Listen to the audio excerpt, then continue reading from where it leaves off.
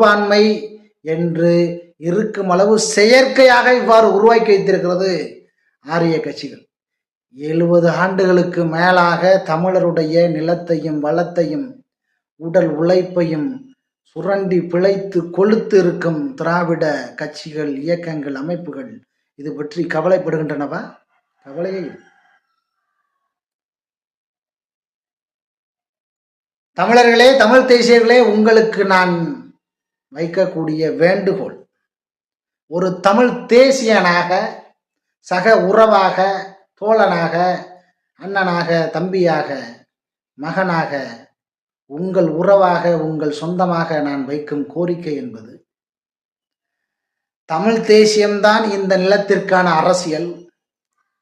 திராவிடம் என்றோ இந்தியம் என்றோ பேசுவதல்ல தமிழ்நாட்டிற்கான அரசியல் என்ற புரிதலை